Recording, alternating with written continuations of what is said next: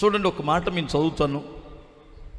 హెబ్రీయులకు రాసిన పత్రికలో మీకు అందరికీ తెలిసిన ఒక వాక్యం, 11వ అధ్యాయం 6వ వాక్యంలో, విశ్వాసము లేకుండా దేవునికి ఇష్టుడయ్యుండుట అసాధ్యము.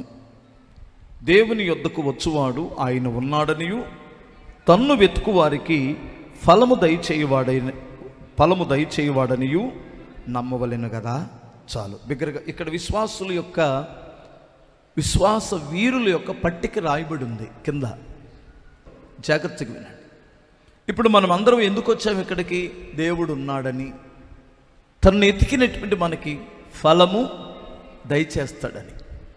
ఒకవేళ ఇప్పుడు నువ్వు సంతానం లేకుండా వచ్చావు, దేవుని దగ్గరికి వస్తే నాకు సంతానం ఇస్తాడు ప్రభు అని వచ్చావు, ఇచ్చాడు. ఇప్పుడు చూడండి, ఆమె ఇప్పుడు మన ముందు ఒక సాక్ష్యం చెప్పింది.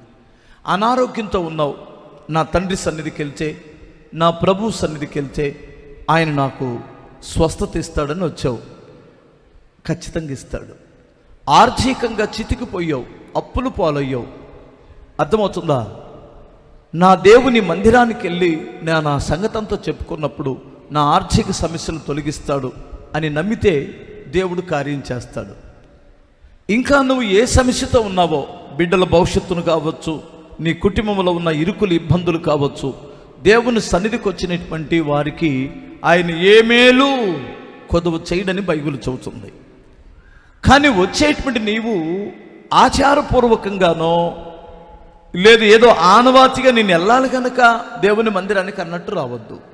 నా తండ్రి, నా ప్రభు నాకు ప్రతిఫలం ఇస్తాడు, నా కన్నీళ్లు దేవుడు చూస్తాడు, నా దేవుని మీద నేను నమ్మకం ఉంచాను కనుక నన్ను సిగ్గుపరచడు అనే నమ్మకంతో ప్రభు సన్నిధికి రా.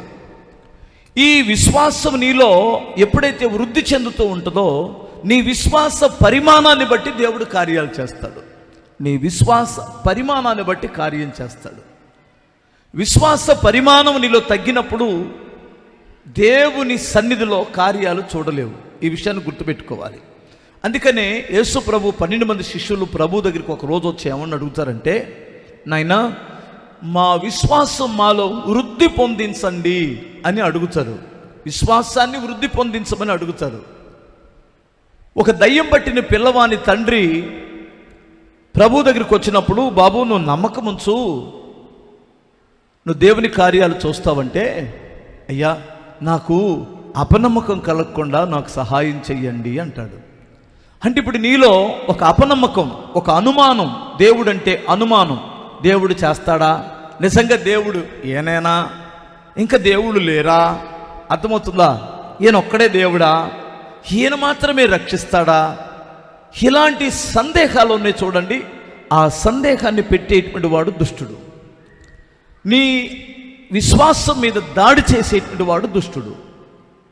నీవు విశ్వాసములో బలపడడానికి ఇదిగో ఈ సహవాసం అవసరం. నువ్వు విశ్వాసములో బలపడడానికి దేవుని యొక్క వర్తమానం, ఈ ఉపదేశం నీకెంతో అవసరం. విశ్వాసం బలపడడానికి వాక్యం వింటే నువ్వు విశ్వాసములో బలపడతావు.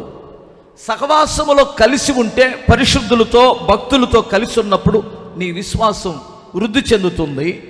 నువ్వు ఎప్పుడైతే భక్తిహీనులతో సహవాసం చేస్తావో, వారి మాటలకు లోబడతావో, అప్పుడు నీ విశ్వాస పరిమాణం తగ్గుతూ వచ్చింది. అందుకని మీరు ఎన్నుకునే సహవాసములో కూడా మీ విశ్వాసం మీద ప్రభావం చూపించింది. మీరు ఒకవేళ అవిశ్వాసులతో, భక్తిహీనులతో, నీచమైనటువంటి కార్యాల్లో లోకస్తులతో మీరు ఎప్పుడైతే మనసు కలిసిన వారై ఉంటారో, అంటే మాట్లాడొద్దు, వారితో కలిసి పని చేయొద్దని కాదు నేను అంటుంది, మనసు కలిసిన స్నేహాన్ని చేస్తారో, మనసు కలిసిన స్నేహాన్ని చేస్తారో, అప్పుడు వారిలో ఉన్న ప్రభావం మీ మీద పనిచేస్తుంది. మీరు భక్తులైన విశ్వాసులైన బిడ్డలతో మీరు మనసు కలిసిన వారైతే వారిలో ఉన్న విశ్వాసం మీలో వృద్ధి చెందుతూ ఉంటుంది. ఎందుకంటే 2 కత్తులు ఇలా రాసుకున్నప్పుడు పదును వస్తుంది, అవునా కాదా? స్తోత్రం చెప్పాలి. 2 కత్తులు అలా నూరితే రెండిటికి పదును వస్తుంది.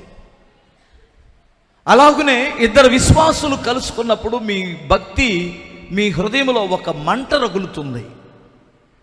అదే ఒక లోకస్తులతో కానీ మీరు కలుసుకొని వారి యొక్క కార్యకలాపాల్లోకి అలా వెళ్తున్నప్పుడు మీ జీవితాలు చాలా ఆధ్యాత్మికంగా దిగజారిపోయే ప్రమాదం ఉంటుంది.